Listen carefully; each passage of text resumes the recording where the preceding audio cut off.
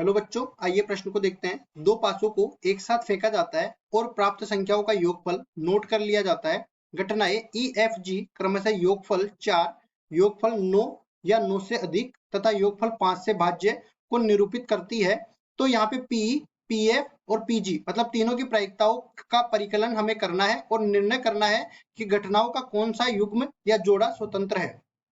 अब देखो, प्रश्न को हल करने से पहले इसकी मुख्य अवधारणा के बारे में चर्चा कर लेते हैं। मुख्य अवधारणा, यहाँ पे सबसे पहली चीज हम लोग ये बोल देते हैं कि कोई भी घटनाएं स्वतंत्र कब होती है। जैसे मैं बोलूं ए व बी स्वतंत्र घटनाएं हैं, तो स्वतंत्र घटनाएं है तो यहाँ पे अनिवार्य रूप से ये है कि पी ए इंटरसेक्शन बी मतलब ए और बी के एक साथ घटने की प्रायिकता निकाला जाए तो ए के घटने की प्रायिकता को बी के घटने की प्रायिकता से गुणा कर देते हैं। मतलब कि एक घटना के घटने का प्रभाव दूसरी घटना पर नहीं पड़ता है। अब जैसे मैं बोलूं ए बी व सी स्वतंत्र घटनाएं हैं, स्वतंत्र घटनाएं है, तो यहाँ से तीन शर्तें अनिवार्य है। पहली शर्त ये है कि P A intersection B intersection C जो है वो बराबर होना चाहिए। देखो, पहली शर्त तो ये हो गई कि ये बराबर हो पी ए गुणा में पी बी गुणा में पी सी के। दूसरी शर्त ये हो गई कि अपने पास पी ए इंटरसेक्शन बी जो है वो अपने पास बराबर होना चाहिए पी ए गुणा में पी बी के। ठीक है, दो दो का जोड़ा तो इसमें स्वतंत्र होना ही चाहिए और साथ ही साथ तीसरा जोड़ा भी अपने पास स्वतंत्र है। तो हम लोग बोल देंगे कि ये तीनों घटनाएं एक दूसरे से स्वतंत्र है। ए इंटरसेक्शन सी किसके बराबर हो जाएगा, पी ए गुणा में पी सी के बराबर हो जाएगा। और अपने पास चौथी शर्त ये है कि पी बी इंटरसेक्शन सी जो है वो बराबर हो जाएगा पी बी गुणा में पी सी के। अब देख लेते हैं स्वतंत्र होने वाला जोड़ा कौन सा है। तो इसमें सबसे पहली चीज, ई घटना क्या परिभाषित करती है, योगफल 4। तो सबसे पहली चीज तो हम लोग प्रतिदर समष्टि को परिभाषित कर देते हैं। तो यहाँ पे बोलेंगे दो पासों को उछालने पर, दो पासों को उछालने पर कुल परिणाम जो होते हैं वो अपने पास प्रतिदर समष्टि से निरूपित होते हैं, जिसको एस से निरूपित किया जाता है। तो ये 6 की घात 2 के बराबर मतलब 36 हो जाएगा। तो प्रतिदर समष्टि में अवयव की संख्या हो जाएगी 36 के बराबर। अब देखो, प्रतिदर समष्टि के अवयव भी लिख देते हैं। यहाँ पे एस समुच्चय के रूप में लिखेंगे। तो देखो, जब अपने पास पहले पासे पर एक आ जाए तो दूसरे पासे पर 1 से लेके 6 के बीच में कोई भी संख्या आ सकती है। तो 1 2 1 3 1 4 1 5 1 6। इसी तरह अपने पास पहले पासे पर 2 आ जाए तो दूसरे पासे पर 6 में से कोई सी भी संख्या आ सकती है। तो सारे हम लोग पासों पर आने वाले परिणाम मैं पहले लिख देता हूँ यहाँ पे। तो देखिए, इस तरह से मैंने सारे परिणाम यहाँ पे लिख दिए हैं। पहले पासे पर 1 से लेके 6 के बीच में कोई भी संख्या आ सकती है, दूसरे पासे पर 1 से लेके 6 के बीच में कोई भी संख्या आ सकती है। तो 6 6 36 के बराबर ये अपने पास कुल परिणाम आ गए। अब घटनाओं को यहाँ पे परिभाषित कर देते हैं। देखो, ई घटना योगफल 4 आना, तो लिख देते हैं ई घटना योगफल 4 आना।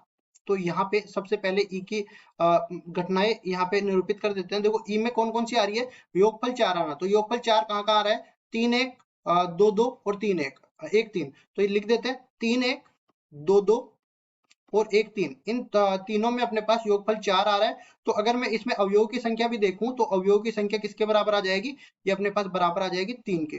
तो अगर मैं प्रायिकता भी निकालना चाहूं पीई की, तो ये किसके बराबर आ जाएगी, ई के घटित होने की प्रायिकता, ई में घटनाओं की संख्या और कुल घटनाओं की संख्या। तो ये बराबर हो जाएगी 3 बटा में 36 के। इसी तरह देखो, जी घटना को अब एफ घटना को परिभाषित कर देते हैं। एफ घटना क्या है, एफ घटना है योगफल 9 या 9 से अधिक आना। तो लिख देते हैं यहाँ पे एफ घटना योगफल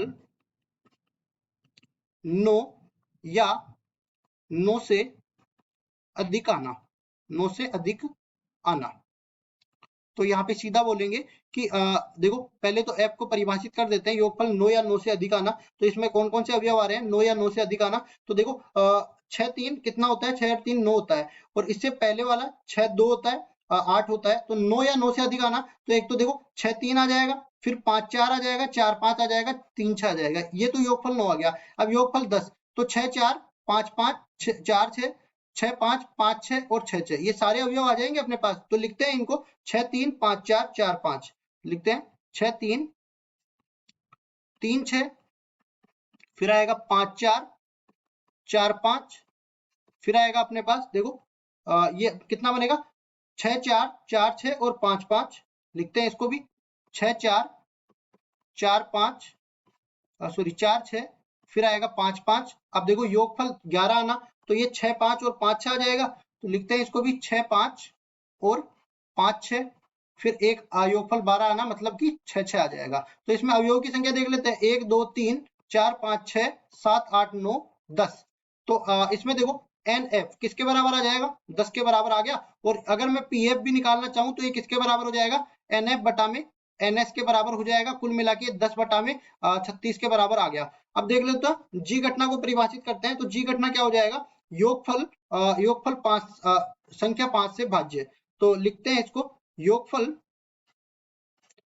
संख्या 5 से भाज्य। अब देखो 5 से भाज्य केवल हमारे पास कौन कौन सी संख्या होती है, 5 और 10, क्योंकि 10 से ज्यादा तो योगफल जा नहीं सकता ना। तो यहाँ पे बोलेंगे योगफल 5 या 10 आना। तो 5 या 10 आना, इसमें देख लेते हैं। यहाँ पे देखो जी को पहले तो समुच्चय रूप में परिभाषित कर देते हैं। योगफल 5 आना, तो ये कौन कौन से समुच्चय में आए, योगफल 5 आना देखो 4 1 3 2 2 3 1 4, तो इसको लिखते हैं 4 1 1 4, फिर अपने पास आएगा 3 2 और 2 3। अब देखो योगफल 10 आना, तो योगफल 10 आने के लिए ये अपने पास लगाए गए हैं, तो इनको भी लिख देते हैं 6 4 4 6 और 5 5, ये आ गया अवयव। अब देख लेते हैं इसमें अवयव की संख्या कितनी आ गई, 7 के बराबर।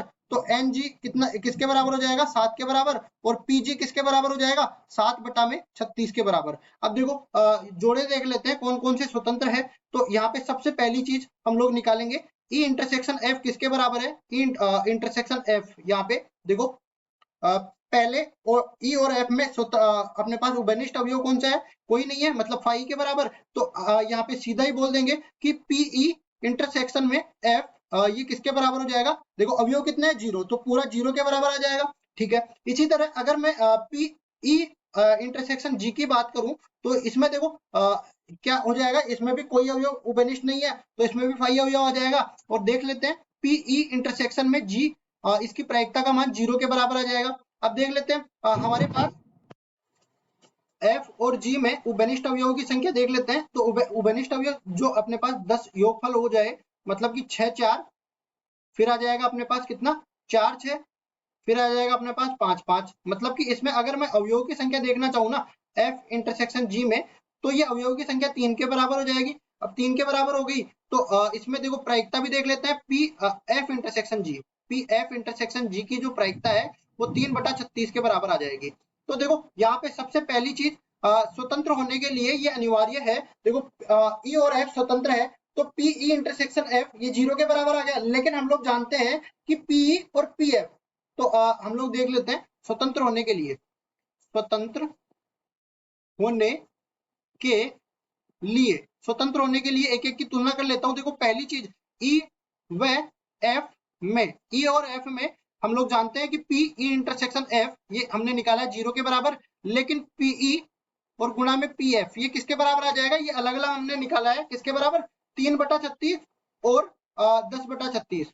तो लिखेंगे इसको 3 बटा 36 गुणा में 10 बटा 36 गुणा में 10 बटा 36, और इनका गुणनफल कभी भी 0 के बराबर नहीं आएगा। तो E और F तो स्वतंत्र नहीं है। दूसरा हम लोग देख लेते हैं F व G के लिए, F व G में, तो यहाँ पे हमने निकाला है F इंटरसेक्शन G, इस पूरे का मान 3 बटा 36 के बराबर है।